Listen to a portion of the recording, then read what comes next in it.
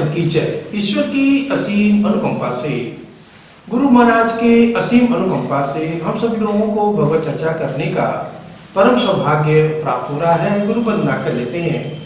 गुरु ब्रह्मा गुरु विष्णु गुरुर्देव महेश्वर गुरु साक्षात् परब्रह्म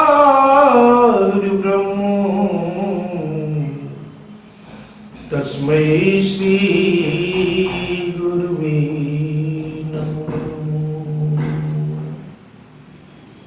आज हम लोग उस कथा का रसास्वादन करेंगे कि एक महात्मा जी रहते हैं, श्री सच्ची घटना पे भी आधारित है। और वो देखें, भगवान के कहने पे वो चोरी करते हैं, भगवान भी साथ में होते हैं और बेचारे कैसे फंस जाते हैं, उनकी पिटाई भी हो जाती है। इस हास्य कथा का आप सभी लोग रसास्वादन करेंगे और उस भक्ति मार्ग को भी समझने का प्रयास करेंगे। आप सभी लोगों से बार बार विनती इस बात की है कि ये जो प्रभु का कथा अविरल धारा में बह रहा है, आप सभी लोग भी इसमें गोते लगाएं, शेयर करें, लाइक करें, सब्सक्राइब करें, क्योंकि कहा भी जाता है कि प्रथम भगति सन तन कर संगा। भक्ति का पहला स्टेप यही है और इस स्टेप पे आप सभी लोग भी चलें। आगे कथा शुरू करते हैं। एक बार एक महात्मा जी, जिनका नाम है माधवाचार्य जी, माधवादास जी, वृंदावन में रहते थे। उनकी भगवान में बड़ी आस्था थी। वह कृष्ण भगवान को अपना दोस्त समझते थे, सखा स्वरूप समझते थे, उनमें साख भाव था। उनका नित्य का काम था भिक्षाटन का। मतलब वो जैसा कि महात्मा साधु का स्वभाव होता है कि वो गांव भर में भिक्षा लेके अपनी आजीविका को चलाते हैं। तो वो क्या करते थे कि एक वृद्धा के घर के सामने से जैसे ही गुजरते, आवाज लगाते, हरि नारायण हरि नारायण। वृद्धा माता उनके ऊपर गुस्सा आ जाती थी। उनको पता नहीं क्या, तुमको देखते गुस्सा आ जाती थी। कहती थी, बड़ा ही निकम्मा आदमी है, हट्टा कट्टा है। ये नहीं कि कुछ खेती बाड़ी करके, काम धाम करके, मजदूरी करके कुछ रोजी रोटी कमा लेता, बस हरि नारायण करता रहता है और रोज दिमाग खराब करने चलाता है। इस तरह से गाली वाली देती हैं और भी प्रकार की गालियां देती हैं। और महात्मा जी हंसते हुए अपना वो चले जाते हैं। तो अब भगवान उनसे पूछते हैं कि ये बताओ महात्मा जी, माधवदास जी, कि तुम वहां पे क्यों जाते हो जब वृद्धा तुम्हें कुछ देती नहीं, गाली देती है, तुम्हें दुत्कारती है, फटकारती है, तुम जरूर किसी की आवाज दो, चाहे ना तो मेरा ना हो, उसके दरवाजे रोक लेते हो। तो माधवादास जी कहते हैं कि प्रभु ऐसा है कि वो मुझे कुछ तो देती है, वो गाली देती है लेकिन देती तो है। अब तो कहते ठीक है, तो आगे तुम ही झेलना। एक दिन की बात है कि वो जो है कोई तीज त्योहार था। उस वृद्धा माता के पुत्र था, उसकी शादी भी हो चुकी थी, कई वर्ष हुए, कोई पुत्र उसको नहीं हुआ था। तो वो बड़ा परेशान रहती थी। वो बार बार विनती करती थी कि भाई किसी तरह से एक पौत्र घर में आ जाए। तो वो कपड़े का, उस दिन तीज त्योहार के दिन कपड़े का एक पोता बना करके घर को लिप उप रही थी, साफ उप कर रही थी। और कपड़ा, वो पोता भी बहुत गंदा हो गया था पोता के करने से। तो अब जैसे ही महात्मा जी उसके दरवाजे गुजरते हैं, वो पहले से अप्रसन्न रहती है सांसारिक दुखों से। अब वही पोता उठा करके खींच के महात्मा को मारती है। तो महात्मा जी के सीने पे लग जाता है। अब महात्मा जी के सीने पे लगता है तो महात्मा जी भी कहते हैं, ठीक है माँ, तुमने जैसे हमको पोता मारा है, यानी इस कपड़े के पोतों कहते हैं, जैसे आपने इस कपड़े के पोते को हमको मारा है, जा तुझे भी पोता ही मिले। और देखिए, संत महात्माओं के आशीर्वचन में इतना प्रताप होता है कि उसके घर एक पौत्र की जन्म मुक्ति होती है। तो वृद्धा माता इतना खुश होती हैं, कहती हैं कि उस संत की मैंने इतनी बुराई की, इतनी गालियां दी, यदि हम उनको सेवा किए होते, शुश्रूषा किए होते, उनके प्रति श्रद्धा भाव रखे होते, तो शायद मेरे घर में ध्रुव प्रहलाद जैसा ही पौत्र जन्म लेता। तो अब आगे कथा इस प्रकार से आती है कि इधर महात्मा जी देखें, उसका तो उद्धार हो गया वृद्धा माता का। और यहाँ आते हैं महात्मा जी, तो महात्मा जी आकर के उस जो कपड़े का पोता होता है उसको ले खूब साफ करते हैं, साफ करके उसका बाती बनाते हैं, देसी घी में उसको डाल देते हैं। अब देखिए वही कपड़ा की गति क्या है और यहाँ पे गति क्या है। अब वही कपड़े का रुई का बाती बना करके वो जो है मंदिर में जलाते हैं और मंदिर में क्या है, प्रकाश ही प्रकाश हो जाता है। कपड़े का पोता भी कहता था, कहने लगा कि क्या कहता है, धन्य है सत्पुरुषों का संग, धन्य है सत्पुरुषों का संग, बदल देता जीवन का रंग, बदल देता जीवन का रंग। पोता में रहता, पोता में रोता था कपड़ा, वहाँ रक्त और पीबू चौके में फेरा जाता, मरते थे लाखों जीव। आ गया था जीवन से तंग, धन्य है सत्पुरुषों का संग, धन्य है सत्पुरुषों का संग। आगे कपड़ा वो सोच रहा है, कह रहा है, जल से धोकर साफ किया, फिर दीना घृत में डाल, किसी तरह हरि मंदिर पहुंचा, देखा ठाकुर द्वार। बन गया पूजा का अर्धंग, बन गया पूजा का अर्धंग, धन्य है सत्पुरुषों का संग, धन्य है सत्पुरुषों का संग। अब दिया जलाया झूला करूं, आरती ऊपर गरुड़ करे गुणगान, देते हैं मेरे प्रकाश में दर्शन दीनानाथ। धन्य है सत्पुरुषों का संग, संग धन्य है सत्पुरुषों का संग, बदल देता जीवन का रंग। अब आगे कथा और मजेदार है, इसको देखें। अभी माधवदास जी शाम के समय रोज समुद्र किनारे टहलने जाते थे। अब कृष्ण भगवान भी उनके साथ चले आते थे। तो अब क्या होता था कि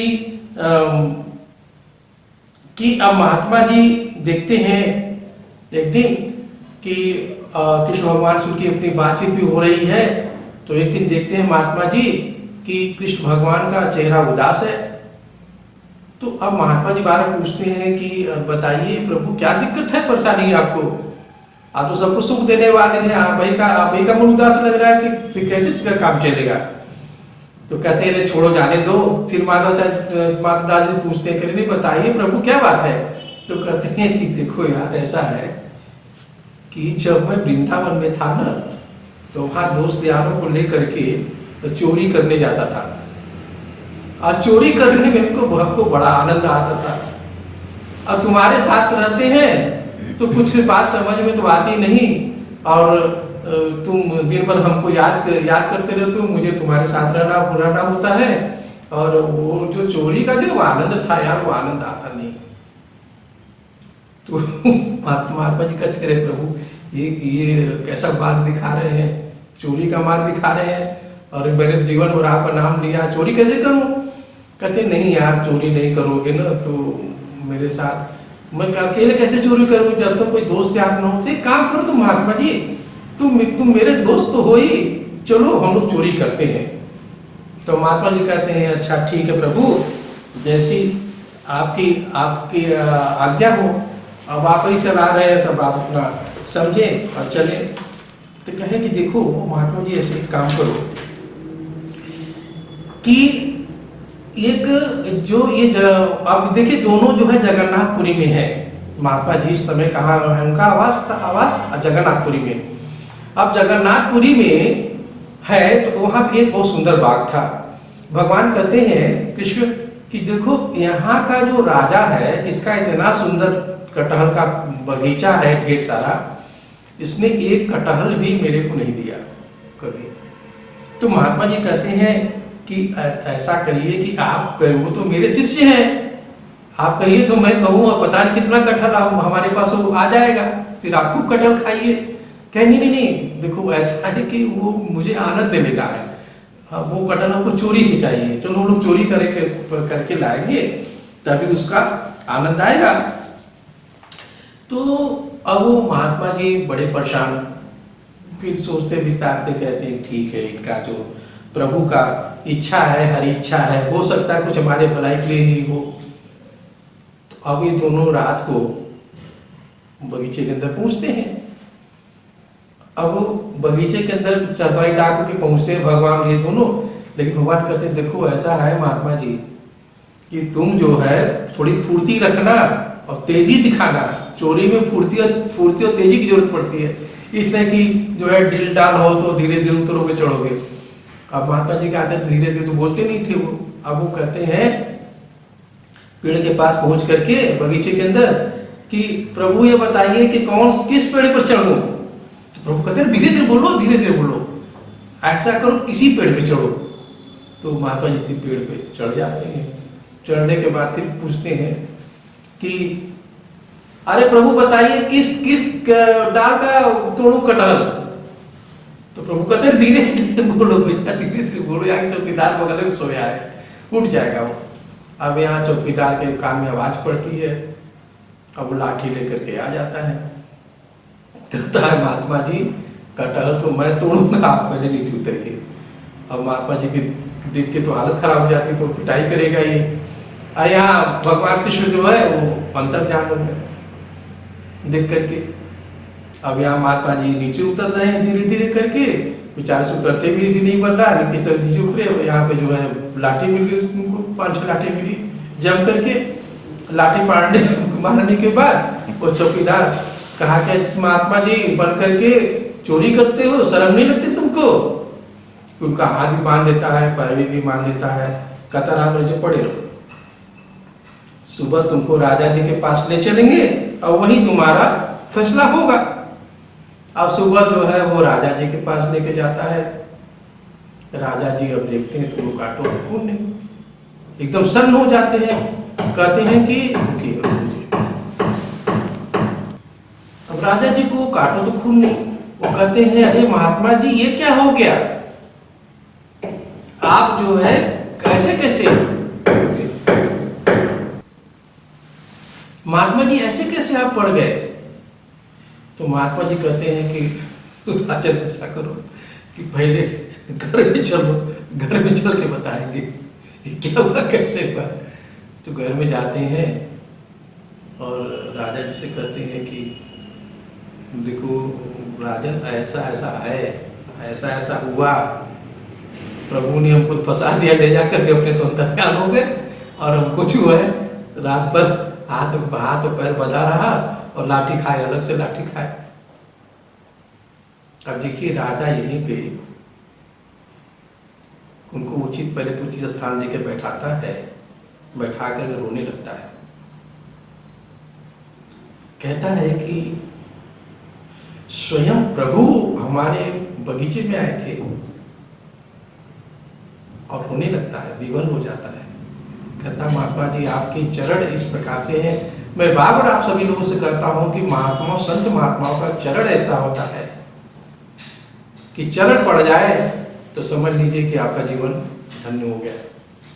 राजा कहते हैं कि आपका शिष्य बनना आज मेरा सार्थक हो गया। आपका स्वयं प्रभु आए थे, आपकी बात असत्य तो नहीं हो सकती। वो कहता है कि एक कटहल तो नहीं, मैं पूरा बगीचा ही जगन्नाथ महाराज के नाम कर देता हूँ, भगवान के नाम कर देता हूँ। और वो राजा जो है पूरा का पूरा बगीचा भगवान जगन्नाथ के नाम कर देता है। वो आज भी वहाँ पूरी के लोग चाहते हैं कि वो बगीचा जगन्नाथ भगवान के नाम से जाना जाता है। अब आगे कथा सुनिए। अब इसके आगे जो है, अब वो कागज पत्तर लेके लिखा पढ़ी किया हुआ कि राजा ने लिख दिया बगीचा। अब महात्मा जी फिर शाम को अपना समुद्र किनारे आते हैं टहलने के लिए। तो अब वो, लेकिन इसके पहले वो राजा को बताता है कि राजा रो मत, वो जो है जब पैदा हुए तो कारागार में पैदा हुए। जीवन भर उन्होंने जो है वो छल कपट भी किया लोगों को, उनका जीवन कितना कष्ट में रहा, सिर्फ इसलिए अपने जीवन को भगवान ने कष्ट में रखा कि लोगों का कल्याण हो सके। लेकिन उनके होठों पे हमेशा मुस्कान रहती थी, मुरली बजती रहती थी, और इतना मधुर वो मुरली बजाते थे, सभी उनके मुरली में धन्यते हो जाते थे। तो अभी शाम को जब टहलने वहां पर आते हैं महात्मा जी, तो प्रभु फिर हंसी मजाक करते हैं, अरे महात्मा जी क्या हुआ तुम्हारे साथ, कहाँ तुम फंस गए थे जाकर के। तो महात्मा जी कहते हैं, अरे प्रभु आप तो हमको तो फंसा दिए, आप तो अंदर ध्यान हो गए, हमारी तो पिटाई हो गई आपके चक्कर में।